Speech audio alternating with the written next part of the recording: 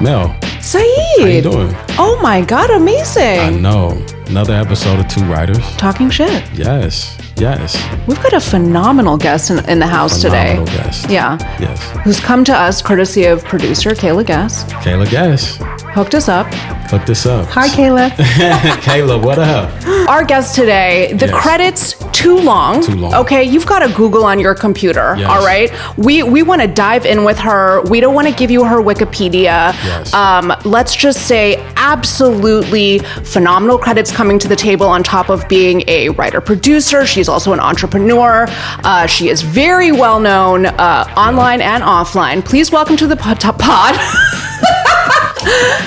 Tawnya Bhattacharya. Hi.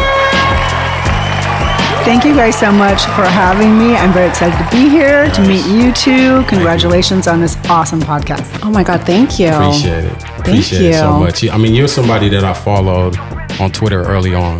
Like, because Twitter was some, like writer Twitter, maybe like 4 years ago, 5 years ago, was big, huge. Mm-hmm. And you were one of the first group of writers that I followed that I felt like was giving good info, and we, so Thank you. I go sporadically, off and on, because it can be a lot, especially in the last handful of years. Yeah. Oh, for sure. It's not even Twitter anymore. So yeah. No, I don't even like to talk about it. I don't like to talk about it. So Tawnya, let's go back to the beginning. Okay. What was the first script in your TV writing career that like really hit? That like opened a door for you that you just then ran through with the flames you're now running with? The burned out flames that I'm still trying to ignite all the time. No, I had started out in features, I just want to say. So nice. I had done that, and that's where I really feel comfortable too, because I started out in that format. But I write with a writing partner, Ali Laventhal. Mm-hmm. So we had actually written a feature together and then started writing together. And I would say that for me, really, the first thing that we wrote together that really hit was the script that got us into Writers on the Verge. Nice. And it was my first spec script, which was a Nurse Jackie. Which was so we took a comedy spot, even though I see that as a dramedy show. Mm-hmm. And I love that show. It is so good. And so we wrote that. And so I felt like that was a great, that. Also, I had done Fox before that, so that pilot. But I think when I look back at it, I kind of think it's really atrocious, actually. Oh, the pilot? But it got you in, though. That's all that matters. The bar must have been really low that year. But yeah, so I think like that, because Writers on the Verge really launched our career, I feel like that Nurse Jackie is the spec script, and then I think we had to submit a pilot as well. Yeah, an original. Yeah. Mm-hmm. It's interesting you say that, because I was in a Nickelodeon fellowship. That's kind of like what got me my start. And I always tell people, like, upcoming writers, I'm like, fellowships is the fastest way to get staffed. And so if I was an upcoming writer, I would damn near get my scripts together, take script anatomy, take the UCLA online writing class, and like just get to writing, get to entering contests and enter fellowships as fast as possible. Because I think I entered for like 4 years before I got in, because it's so few people. Yeah. But that was the fastest way to get staffed. Do you believe that also? 100%. It is the fast track for sure. Yeah. And it's competitive. I mean, I think different years, there's like 1,200 to 1,500 to 1,800 to 2,200 or more, who knows, who apply to the various ones. And a lot of people, I will say, had been submitting multiple times before getting in. I don't want to be like a total ass and say I got in the first. I did though. My God. But the reason why, and I'm going to say, is because I had written features before. Right. And then I had started building my company at the same time that I was starting to go into TV. Yeah. So I already knew so much about structure and understood, like I'd already cut my teeth in features. Yeah. So that's why it wasn't like I wrote my first script. No, I had written a lot of feature scripts. It just happened to be my first spec and my first time submitting. But I think it is important to keep throwing out those boomerangs, as many as possible, and you never know how many or which ones are going to come back, and it may be a random thing that doesn't seem to align with the boomerang you sent out, but that's what you have to do, and I think everyone should be submitting to those. And also quickly, just adding on to that, you wrote a Nurse Jackie. I had wrote a Insecure. Mm-hmm. And so learning how to write a spec, which is something your managers don't want you to do because they can't make money off of it. Mm-hmm. But I always tell people, like, that's the job, though. You're right. Like, when I got staffed on Flatbush on Showtime, Flatbush Misdemeanors, I had to write, like, and study those scripts And having wrote that spec, I knew what to do because you're studying Insecure and the structure and the language. So do you think like more upcoming writers should write specs?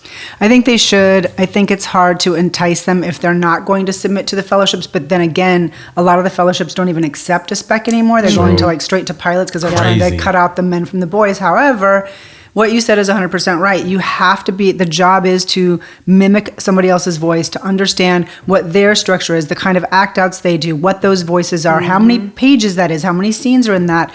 And so every writer should challenge themselves to write one of those because it will really give you confidence as well that you can write in somebody else's voice. So we did another one as well, which was Mad Men, which we wrote in the program, so good. Which was so great because it is this very specific voice. I remember being like, just really intensely like focused on that because the bar was high. It was a challenge. So yeah, write specs, try it, and then submit to the programs that do ask for specs. But I know I've heard showrunners say they get frustrated that writers don't know how to mimic the voice of their show. Everyone's an auteur, Yeah. And everybody wants that. But like the reality is, it's not easy to sell a pilot, but even if you sell a pilot, it's not easy for that thing to go. Yep. So the work is in writing on other people's shows. That's right. And also, sorry, I'm going to kick into another little sidebar of it, which is that I have seen this happen to people where they staff once or not at all, and then they get a show. Nobody really wants to hire you. You're at an EP level, but you don't have the foundation, the experience to carry that title. Yeah. So it's not always helpful if you don't have that kind of foundation, I feel like. So I've seen that happen, and it's, don't cart before the horse and get your career too far ahead before you're really ready to. And also, because of the situation of the industry now, so many people don't have set experience, and I know a lot of showrunners will be like, about it. I can't hire. Yeah, and it's like, and it's tough because it's not right. But hopefully now, like there's still, I think the mandates are only like 3 writers to come onto set, but it sucks because they often say, well, you can pay your way to set. It's like, really? Right. Okay. Wait, pay your way to set. What does that mean? I almost did that. Wait, what does it mean? I almost did that, but it was during COVID. So like you have to pay your own plane ticket if you're... Well, yeah, I was about to go. I was like, I'm going to just pay my way to get over there. But, I mean, when you shouldn't have to, though. You shouldn't have to. Like, I got an episode. You shouldn't have to when people have multiple houses and yachts, and they're like being so stingy and greedy with the money, and they're not giving it to any of us who do the work on the shows that make them rich. And we need that experience. We have to be training showrunner, like people to go up the food chain and become showrunners. And it's like these people that they can't get jobs sometimes because they don't have set experience. So that's a difficulty that we have to continue to fight in the industry. That makes sense.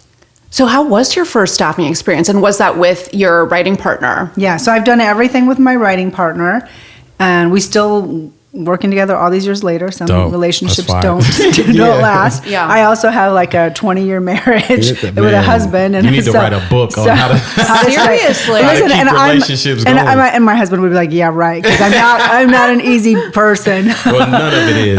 But I mean, I think that part of it is there's a way to be in a partnership. But sorry, I'm forgetting the actual first time on the job. Well, we did a show for USA, and they continually rebranded themselves, and so we were on it for the second season only. And they had fired the entire staff from the first season and got a new showrunner and new people. So then, you're revamping the show a bit together. Yeah. It was a great experience, and sadly, I didn't have anything to compare it to because I didn't know that I had like the nicest, kindest showrunner ever. Peter Acco, shout out to him. He was such a lovely person, and it was a really great room. But I was still absolutely terrified because you think that there's so much more pressure on you as a staff writer than there actually is. Facts. Nobody's expecting you to carry the weight on your shoulders. So if you're just talking a little bit here and there, and you're trying hard and you're finding other ways to be useful besides pitching 24/7 in the room, that's success.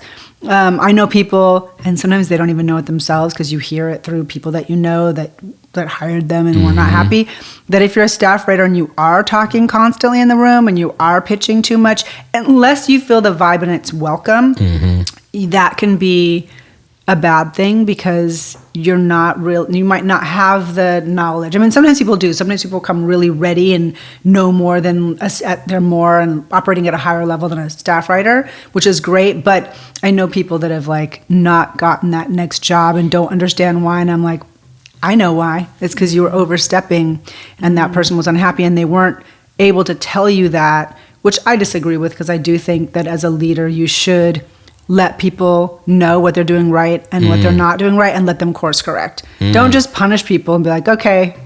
Like after it's over, like, all right, well, done with you. Yeah. You didn't get a script. You don't know why. You didn't get asked back. You don't know why or whatever. But yeah. Yeah, it's interesting because what you don't realize is like being in that room, you're working with people who are either going to have another show or like that writer's going to have a show. Like just, that happened to me. I was a consultant on Blind Spot in season 2 on Stars. And one of the other consultants, he ended up having the show on Netflix, and then he was like, I want you to be in the room. So it's like, it's interesting how you don't think about that, but you really need to be on your best behavior and actually need to be like bringing something to the table. You know, like you can't just sit there and just, like that's not a good idea. It's like, and one, like, you have to bring something to the table always. Absolutely. And be pleasant. But I like the point you just made, which is that you never know who in the room is going to have something. And I sometimes see younger writers like kind of kissing ass to people at a certain level. But it's like, just because they're at that level doesn't mean that anything they're going to ever have a show. Right. This writer's assistant could have a show. Yeah. You know what I mean? Right. So like, who are you nice to? I find that too. And I don't know, there's sometimes actors, writers that probably listen, but I'm always surprised when a writer or an actor isn't nice to anybody who's not like at a certain level. Which I remember when I was like a lower level, I'm like, do you realize like people are going to be able to hire you or have shows like just because they're not, and if you're an complete asshole as an actor, like it gets around to every single person in the room, and other people will call from different shows and say, how is that person? They were in Nightmare, they did X, Y, and Z, and then they won't get cast. So it's all around like works as a whole. Like people talk. Which could be good and bad. Right. Because one of the things I did realize coming from music industry is like, it seems like in the music industry, it was always like this block of like, I'm not handing this song to somebody until you sign with me. And so it was always like this like abusive relationship. But in TV, it was interesting where obviously nobody wants to read your shit. But like, it seemed like they would be like, oh, you should meet this person. And I don't know if that's because writers so hard to become a writer that it's like I felt like it was this kindness of like, oh, if you're doing something, and you're making your way, they'll be like, oh, you should meet this person, or I think you should meet that person, or you should do this, like, which was really a shock for me in the TV industry, actually. Yeah. Well, that's important though. Like lifting people up the ladder along with and helping people, connecting people, supporting, mentoring, all of those things. Yeah. Which brings us to script anatomy, which... Oh, well, let's get into script anatomy. Okay. We definitely want to hear about the inception of it and like how it began, because it sounds like that you started it also at the beginning of like your writing career, early on in your writing career. Now, I can personally vouch for Script Anatomy because I am an alumnus. Yay! Yes, I know that actually because I remember your name on. And I took, when I first moved to LA, I was very lucky to find Script Anatomy. I mean, this is the time before TikTok. You know what I mean? Like we thought that information was moving fast then. It wasn't. It was like slow, it felt like the time on the fax machine in comparison to now. I think I might still be on the fax machine. But the classes I took were absolutely incredible. And I have to say, like any other kind of like script writing classes I've taken have really been incomparable to the experience that I had there. And there's a constant roster of amazing writers. Actually, my goal buddy, Hannah Rosner, I think teaches a pilot writing class. Hannah's love her. Awesome. I love her. And also it's like the other thing that's really interesting is that it's like, I still like remember the names of the people who I was in those classes with, and like I follow them online and I have watched their careers progress. And like that really, really says something. Thank you. That's actually one of my mandates of of continuing the business, which was one that I wanted to give people, well, going backwards, a hands-on applicable process, which I think is why the classes are different than other places. You know, you go to some schools or classes and they're only reading stuff on the day, whereas we go away and we read your stuff and give you in-depth specific notes about what you're doing right and wrong. We have lectures with corresponding development tools so that you have a process to follow.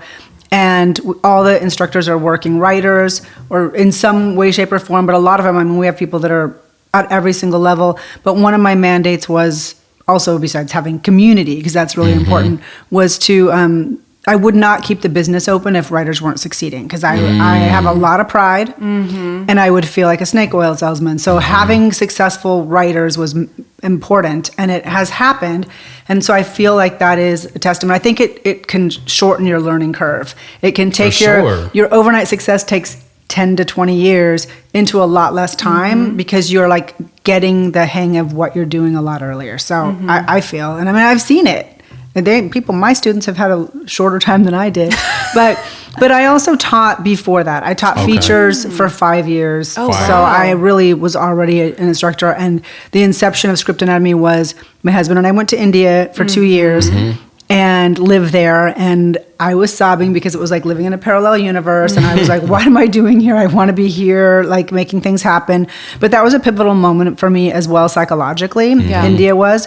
But when we came back to the States, it was actually, we were done after 2 years, and we were on the East Coast and we're figuring out what are we going to do. And I did not want to go back and teach features for somebody else. And my husband was like, you should start your own school. All your students still want to work with you. And I was like, what are you talking about? I don't know how to run a business. I don't know how to do this. And he's like, yeah, you'll figure it out and you should do it.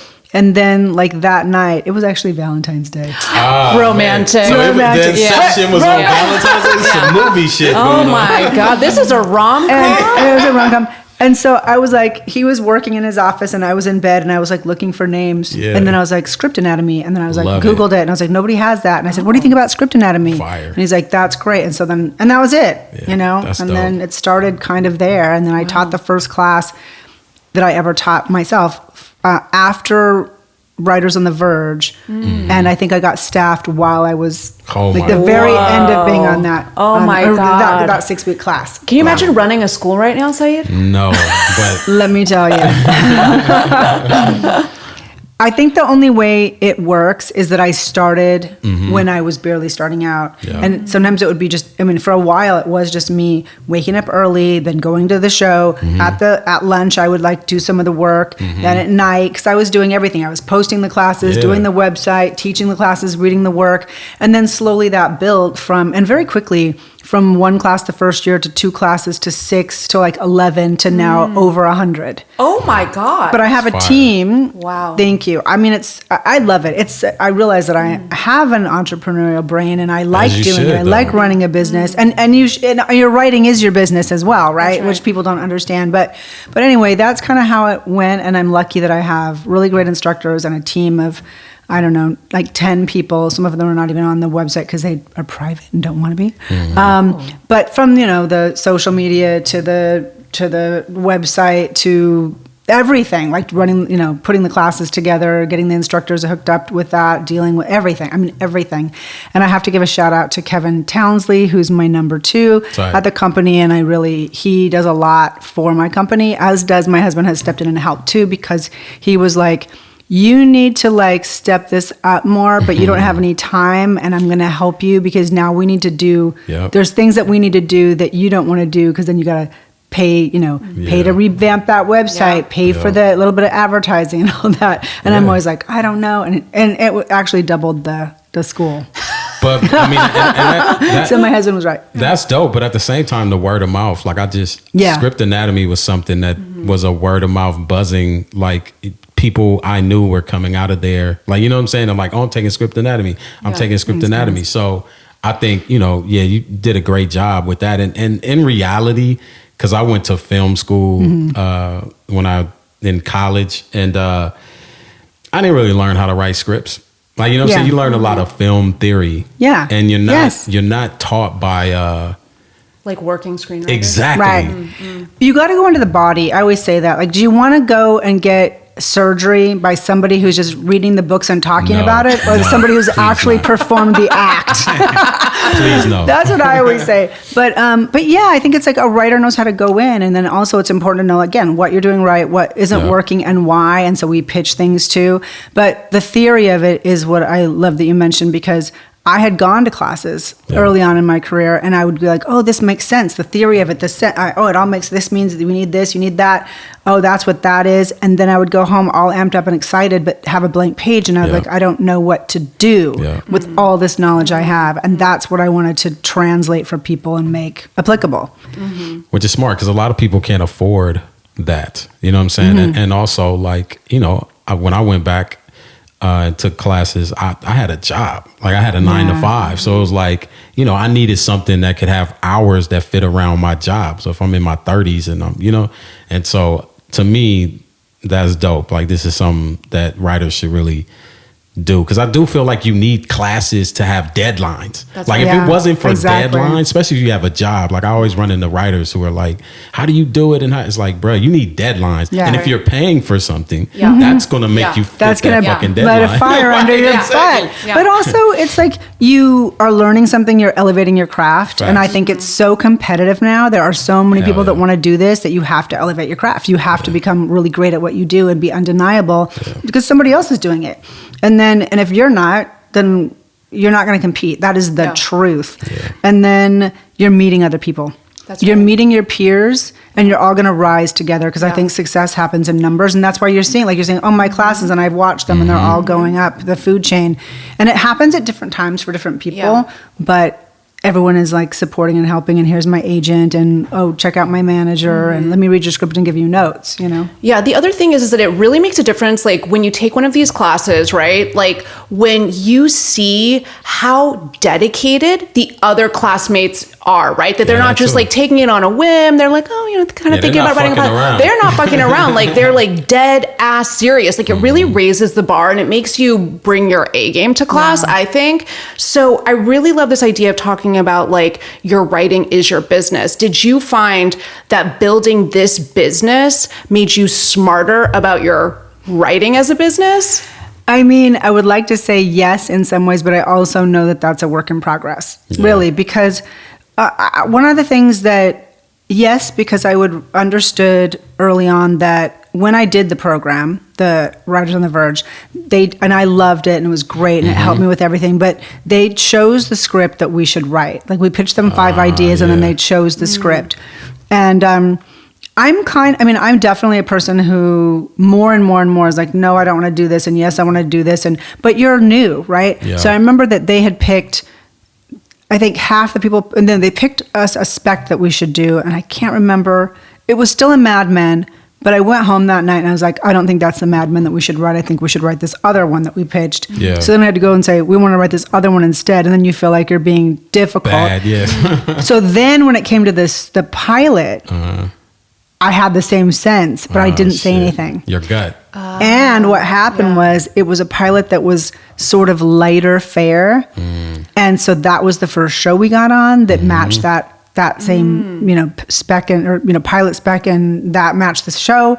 And then I feel like that's something we've been fighting our way out of our entire career. So that also started to make me look at that way, but also that like your reps do work for you. Yeah. And that's hard for people to wrap their head around that they're there to help and support you, and you don't need to do what script they tell you to write and whatever. You have to trust your gut. And so, but now I'm at this point where I'm like, overall deals may not be a thing that we see as many of. Nah. So, but what is my slate anyway? Yeah. I was talking to an EP who's ran shows who was like, I've got my slate, and we sort of started building a slate over the break, or over the strike, over the forced break. It was a hard break. Forced hard hiatus that we were forced into.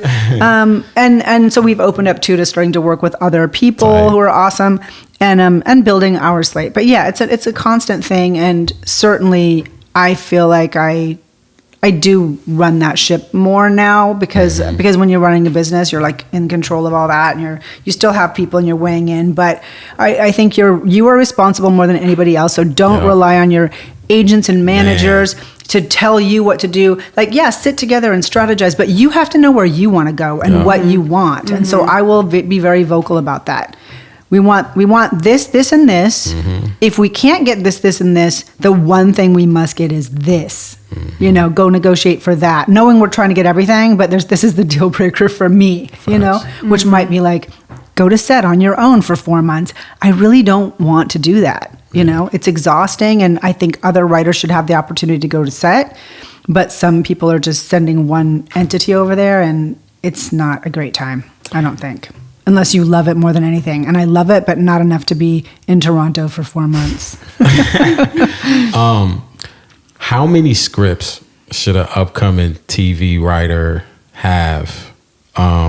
Because I think one problem I also see is like I was at Austin Film Festival. I was there the year before. Yeah. And so they'll have a little badge. It'll have their script. I'll be like, is this the same one you had last year? Is this a new script? And then they're like, oh, no, this is the same one I had last year. No. And I'm like, okay. Like, you know what I'm saying? So let me just ask you, just for the upcoming writers out there and sometimes they get so bogged down with one script. Yeah. It's like, bro, this is your first script. You need to write scripts. So how many scripts should a upcoming writer be in their mind, TV writer, working on? They need to have completed 2 scripts that are amazing, that can staff them on 2 different types of things.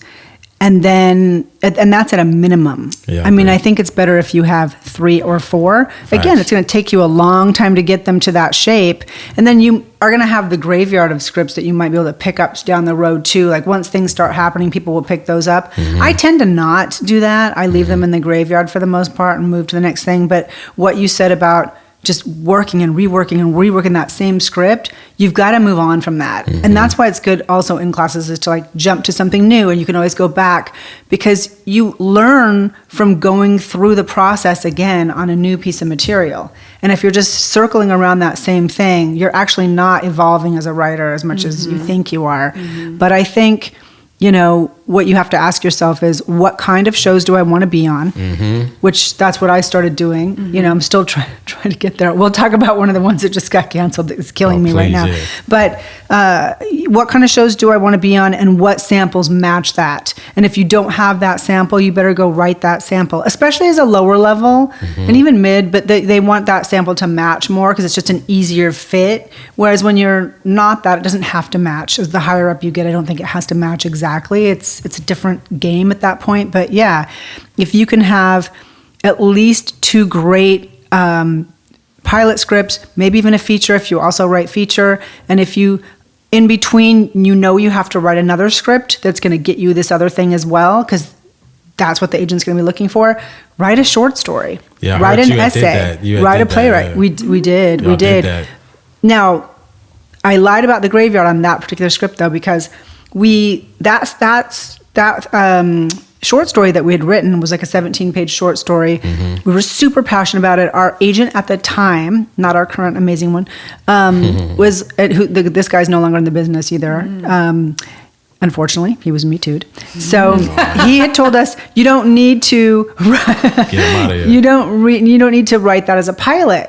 But I was like, but it's gotten such good attention. And the first time that it went out, we were already on a show.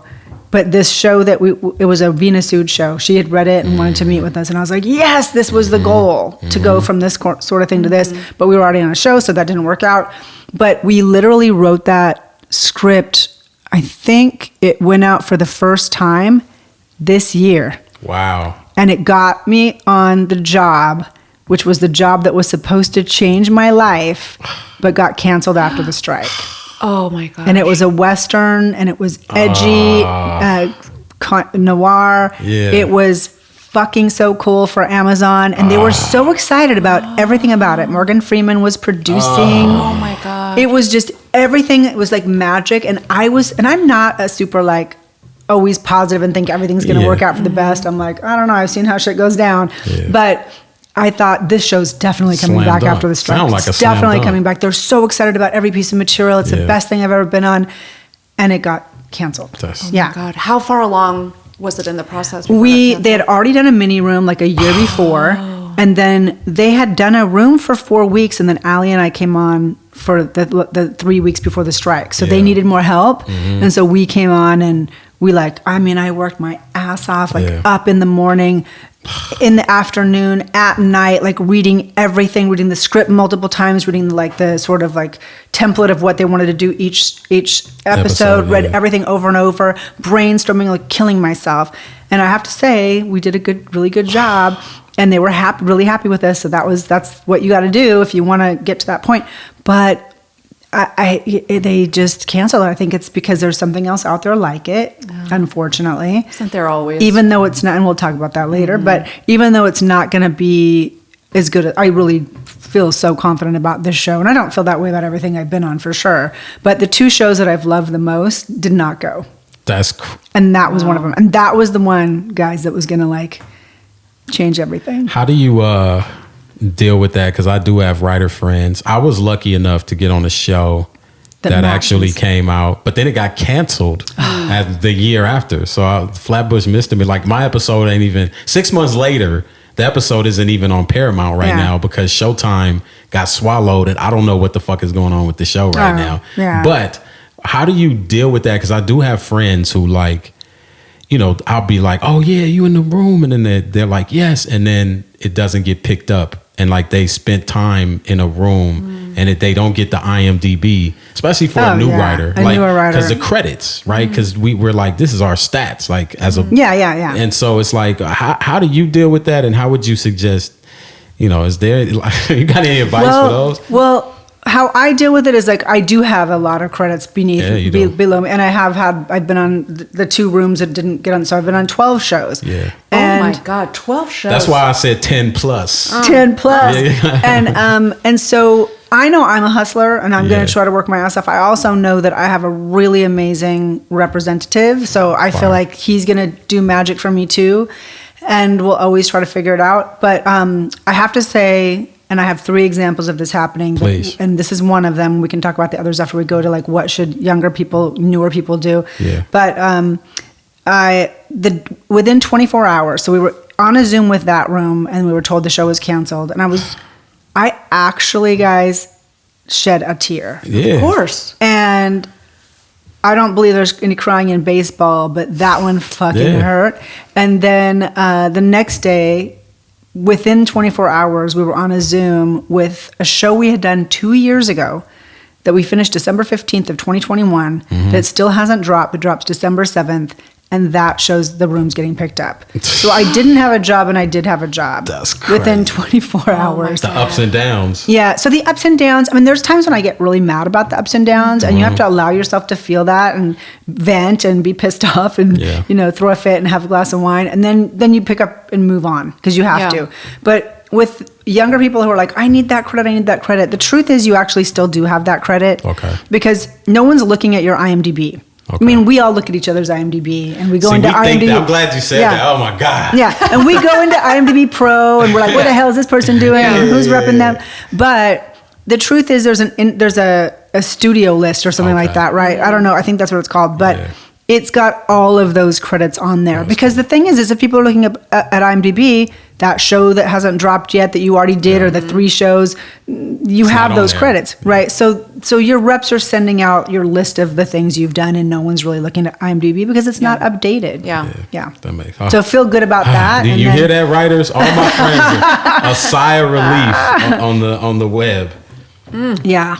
I know it, and then, but you also have your bios on online to mitigate that issue too. Like just like look at what we do. You want to talk about the state of TV a little bit with the popularity and the difficulty of prestige TV and the popcorn TV. You want to talk a little bit? Prestige versus popcorn. Okay, my friend Saeed really a wordsmith today, isn't he? Prestige versus popcorn is good. Yes, please. Well, popcorn TV tends to get eyeballs sometimes, and it doesn't mean it's any good. Yeah. People like to consume things that they can also like be on their phones at the That's same right. time or drink a glass of wine and Yeah. and Cook. fold the laundry or Yeah. cook or whatever Yeah. and not really pay attention. Prestige television, the writing is so damn good. It's Yeah. complex Yeah. writing, so you have and storytelling, so you have to be there and you have to be paying attention and Yeah. you want to be paying attention. Yeah. But for whatever reason, you know, I think it's easier to get those eyeballs on the garbage.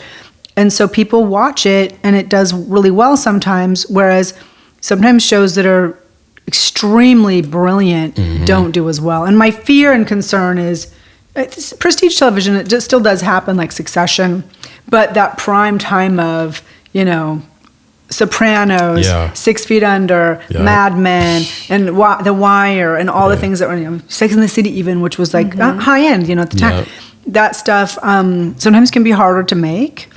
Certainly period pieces, which people actually do really love, but people are like, no, nobody wants to watch a period. That thing too is that executives, and this drives me crazy, they hear a word, a buzzword or catchphrase from somebody, and then it goes through like wildfire. Yes. Everybody wants like lighter things right now. No, not everybody does want lighter things. I Right. want some dark shit, even in dark times. Yeah. Sometimes to watch something really dark makes you feel better about the Your state shit. of your Yeah. own shit. So it's like, why not watch that? But I mean, you know, I do think even if this show doesn't get made and you've written a script that is like amazing and brilliant and prestige, that's the kind of script that will get you attention. I mean, there is one script that we've written that gets us every job, That's fine. except for that last one, because that one was actually a period piece that got us onto the Western.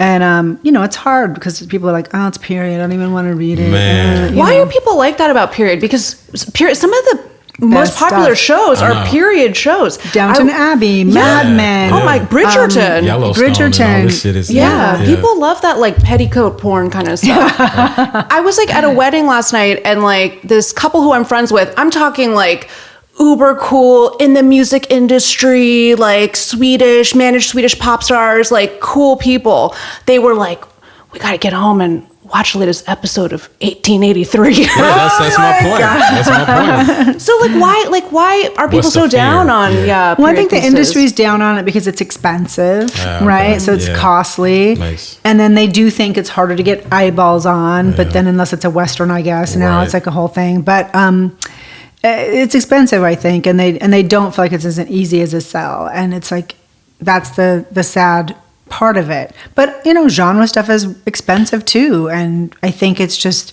genre fans are out there and they're very vocal about it. And I don't Right. think period fans are like, give us our period Yeah, stuff. no, they're not.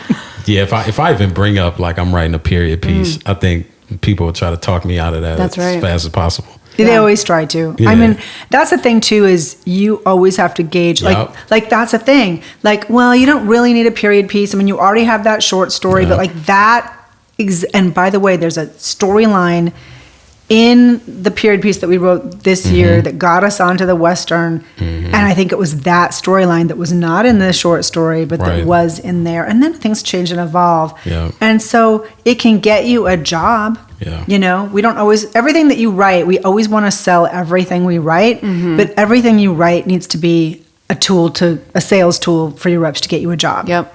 Yeah. And that brings me to pitching. That's right. And so, you spend all your life, writer life, writing scripts. And then when it's time to pitch, they don't want the script. They want you to write pitch doc and Pitch deck. and all this shit. Suddenly you're a graphic designer. Yes. Suddenly, Yes. Suddenly you're I'm on Canva. Yeah. I'm like taking Canva instructions. I'm trying to find cool font. Like I'm Yeah. like, why? What does this have to do with anything? Exactly. But there was no learning curve for that. And I think, do you have any advice on pitching and stuff like that? Because you have pitch shows and stuff. So any pitching advice out there? Well, I think people's pitching styles will evolve as you like go along. But what I'm learning more and more is it changes all the time, right? Yeah. So it was like COVID was like, definitely you better have a pitch deck. Right. Because Yeah. before that you'd be out there with just your pages, right? Yeah. Yeah. And then some people are like, you shouldn't have pages, but I'm like, they're a security blanket. Yeah. Like I can look at you and do the pitch, but in case I have an aneurysm, you need to look at the page again to remember where I'm at. Yeah. Right. But but now you know, COVID, I feel like made you have to have a pitch deck, and that's the whole thing. And I also am like rolling my eyes going like, why do we have to do this? This is craziness. But I think shorter, the better. Yeah, I think 15 minutes rather than 25 to 30 to more. I think conversational, which is a really difficult skill, because I'm like the kind of person who's like, I need to know exactly what I'm saying and I need to memorize it. And I feel like I'm only now getting better at going like, okay, you don't have to get in every single little thing. You're gonna miss something, and they're gonna ask questions, and you're gonna have the answers for those. So the more conversational you're telling a story. But a very good friend of mine, and this reminds me, I have to reach out to him because we were on LinkedIn a second ago. Like, you know, he was a former senior vice president of drama development at a major studio network, and he told me one time about pitching, and like everybody's style is different. Some people are like really outgoing and some people are like, let me tell you a little story, right? You know, or they just start going, oh yeah, so I have this buddy and he was in a hotel one night and so they think they're listening to a personal story, and then suddenly they realize they're listening to a pitch, and they've already been in, they're already drawn in. So I think that's interesting too. What would you say your style is? I think that changes too. I feel like I often am more dynamic and like passionate, but I also feel like it's about slowing down more now and making sure I hit those story points emotionally. And so there are levels to it, but you can't be too performative, because then they're going to be like acted at, you know, so you want to draw them in. So I'm trying to like more do that. But one of the things that you mentioned about no one wants the script anymore, I actually was just told, and I think this is a problem or something that has been birthed out of the strike, which is like nobody knows what they want right now, right? No one's buying, but some people are buying, but they don't know. And so I heard from a very big producer that we're working with another high-level EP, that they want, you should write the script. Because and then we'll see what it looks like when we get the script, if we're just going to send the script out versus have you pitch it and then leave the script behind. So that might be a thing, but then I'm like, but then that might become so flooded where they have to read so many scripts, so then they want to listen to pitches again. Like, it's always about like the whims of wherever they are at psychologically on the other side of the table, I think. Yeah, I actually told my reps I wanted to do 1-in-1, because I was just, I had pitched something. And I was like, and this is prior to the strike. This was a horrible year for it was garbage selling year. shows anyway. But I just felt like something is in the execution of it. Like, and it's hard to get comedic tone, you know? So it's just like, I'm trying to explain the tone, but I'm like, man, if just read, even if it's 10 pages, it's like, oh, I get the execution of this. Because I do feel like even with White Lotus, right? Like, it's a lot of that is in the execution, the dialogue, the way it is. It's not just this show where it's these people that show up at, like, you know what I'm saying? Because like, if you just heard the idea, it could sound like a soap opera. Yeah, it's not that high concept. No. Right, you know, so it could sound very low level and not as fun as it is. So I would like it, because, you know, like, I'll hear these stories where it's like, even Madman, like, he had that script forever, HBO passed, but at least he had the script for the pilot. And it's like, you can read it and decide if you like it or not. Yeah. Because, you know, saying you have like an ad salesman thing obviously wasn't the most popular thing, you know, because it was, so, you know,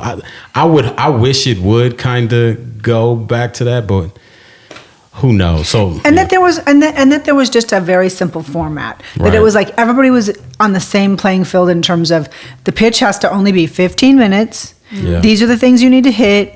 And then deck or no deck, and then we'll decide. Rather than you're like going, well, God, that guy he pitched for 40 minutes and they sold it. Well, she pitched for 45 and didn't, and she pitched for 10 minutes and got it. You know, like there's no rhyme or reason, and I think that's what's frustrating. Any tips for pitching on Zoom, because it's a totally different thing than pitching in person? So if you're a person who needs pages, you never want to be looking down. So what I do is put it up. I put it up and I move everybody over to the side so I can only see like the people like down in a row, you know, see them, and I'm looking at the camera, and of course I'm scrolling up so that I'm, you know, even if I'm like, right now I'm looking in your eyes, but if I'm looking just a little lower, you probably don't know that, especially on Zoom. So that's how I do it. And then, you know, I think tonally you have to be more engaged like this rather than like out there, because you'll be like a rodeo clown, like, you know. Yeah. No. And are you using visuals when you pitch on Zoom? We do have a deck. So usually one of us will run the deck, or one of the pitches that we did, I think last year, somebody from the production company ran the deck for us. Nice. So you can always do that. Like, can you run this deck, and we need to go through it. And then sometimes like Ali will do it, because like it just depends on how it is. I think one time we were both switching off, and that was a little hard, and I think I messed up. But yeah, the deck. And then also it's, well, how much should we have on the deck? Yeah. Some people only have like 10 pages on their deck. And then there's sometimes where it's just like, you can animate it so it's like constantly changing and adding things and whatever. And you're like, is that too much? Or is that going to engage them? Or is that, you know, I don't know. Like it's going to be different for everybody, unfortunately. Yeah. Some people want a lot of visuals and some people don't. Some people don't want to pitch deck at all. Like that's another thing. It's just like, you know, and that's the thing too, is like there is no correct answer. Right. Like I've asked different people sometimes, like, what do you like? And some will say, well, I don't really give a fuck about a pitch deck. And then some will be like, well, it depends on the show. And, you know, so. I will give a little tip for people who want to, we do pitch classes, of course. Fire. But if you want to listen to a really good pitch, he's a very good pitcher. He's my old boss, DJ Nash from A Million Little Things. Fire. And he did A Million Little Things podcast. I think it's still called that, but you could obviously Google and whatever. And in one of the, I don't know which number it Episodes, is, in one of the episodes, he pitches it exactly how he pitched it. Oh, wow. And I remember asking him, because I'd heard he was a good pitcher and the show was very beautiful and emotional. The pilot script was amazing. And I said, would you pitch because he was talking about the pitch, would you pitch that in the room for us? And he did it. Wow. And it was like, okay, like it was a master class on pitching. Wow. And some people are really good at it and some people aren't, and everyone's style is different, but it would be good for people to just listen to that. It's because you barely get to ever have that peek behind the curtain and hear how somebody else does it. Yeah, it's almost like you do have to like do some research and hear other people doing it. Otherwise, because then you could be like, oh, I kind of like this. I kind of like that. That style, yeah.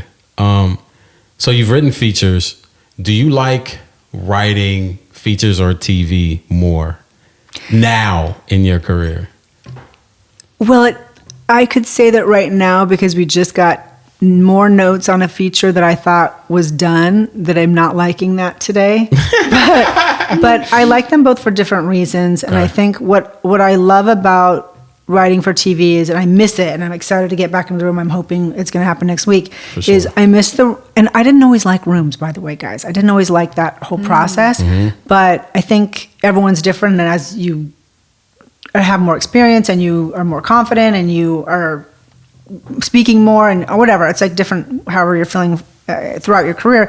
But now I really like being in a room for the pitching, for the people. I like writing the show, but you're writing somebody else's voice. So what I sometimes love to be able to then go back to is write a feature that is not somebody else's voice. That's our voice, that doesn't have somebody else saying you have to do it this way, or 25 different people. You have very few people weighing in with notes, rather than like some shows, you have the production company weighing in with notes, and then the studio, and then the network, and then sometimes there's even an actor weighing in with notes, and also the showrunner has weighed in or not or whatever. So it's like it could just be super grueling, and that piece of it is nice to not have when you're writing a feature. Do you believe the theory that the TV industry is shrinking next year? This is where I actually do become hopeful, right? I think it's definitely going to shrink a little bit.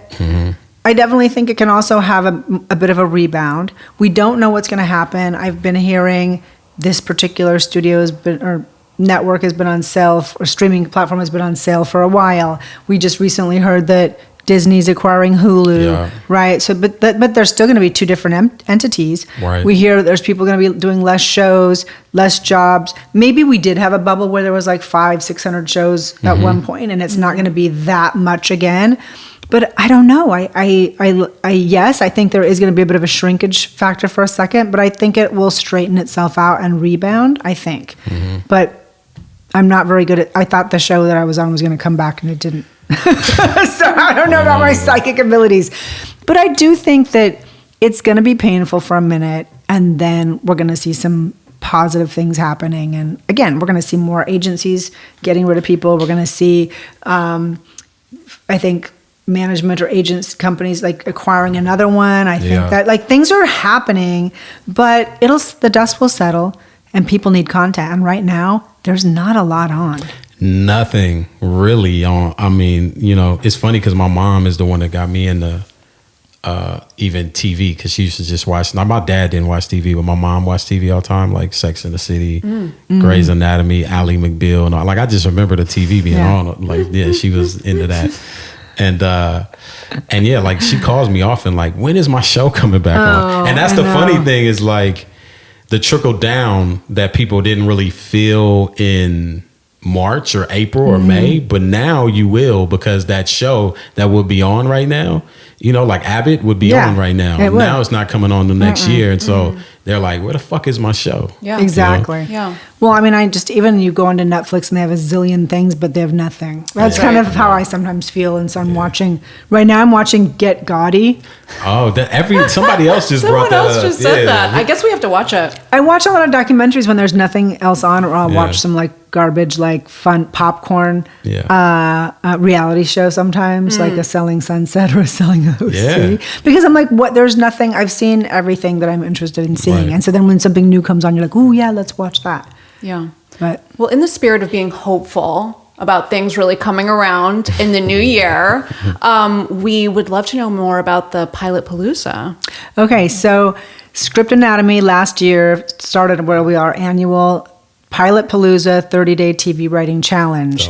And so this is to knock out a pilot without driving yourself crazy or, overthinking it too much. But every day you'll get a lesson to read or audio, and you'll get tools to start building out your pilot. And there'll be a private platform and also a private chat for all the people who are doing the challenge together to ask each other questions or whatever. So it's really fun. We had a lot of people doing it last year. It was, I think, somewhere around 200. Oh my God. The first year. So it was a blast, and I loved it. And we're doing it again, and we've retooled it a little bit. And then we'll be doing a rewrite challenge after that. But for Pilot Palooza, for those of you who are interested, we're going to give a 15% discount until December 31st. And you can go on now to use it. And it's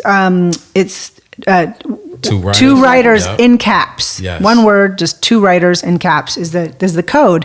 And I hope you join me, because it is me, quote, teaching that class. There's no feedback in this particular thing because there's too many people. Yeah. But obviously it also gives you an idea of what we do at Script Anatomy, sort of how I do things.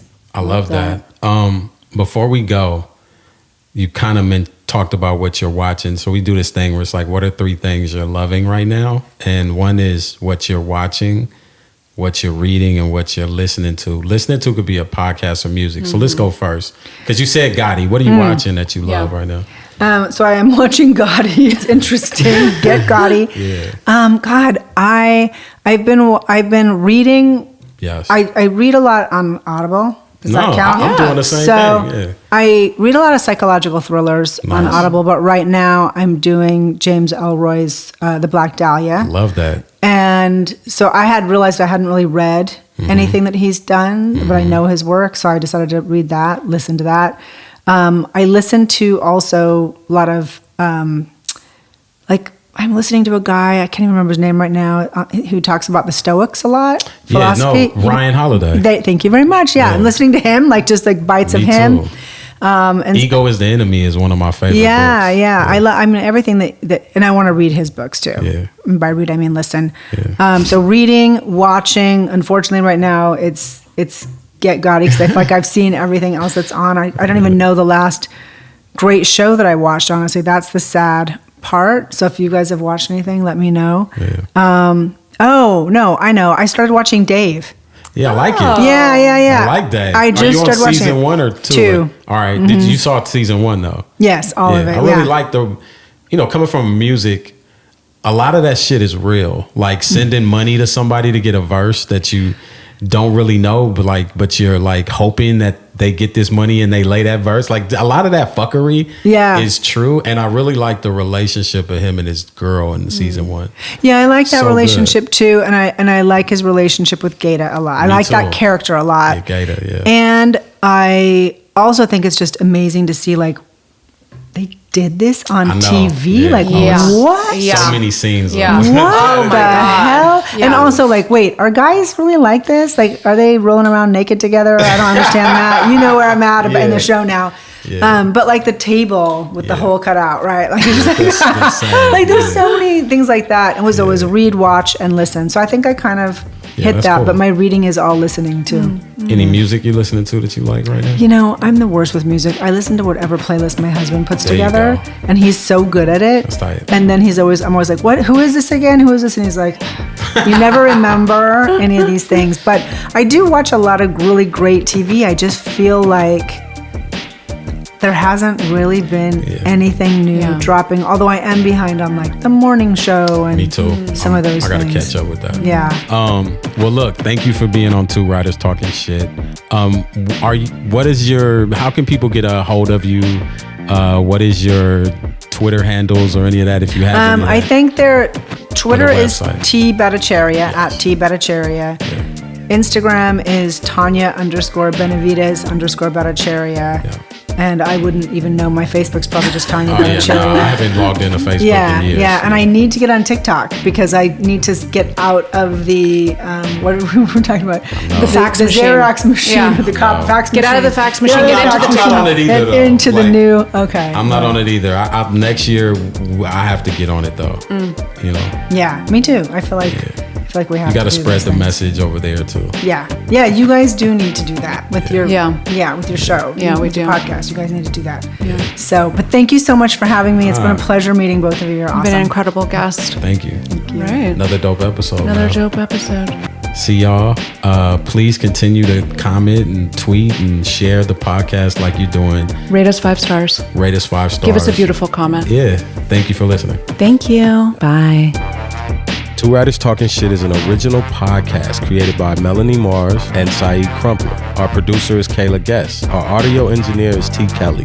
Listen to us on Apple Podcasts, Spotify, Google Podcasts, or wherever you damn well please. All we ask is that you subscribe, rate us 5 stars, and give us a glowing review. If you're not going to give us 5 stars or any glowing reviews, then why even log on? Save your rants for an open mic. If you have any questions for us, and I do mean any, you can email us at twowriterstalkingshit@gmail.com. That's the number 2, and then writerstalkingshit@gmail.com. See you next episode. Bye.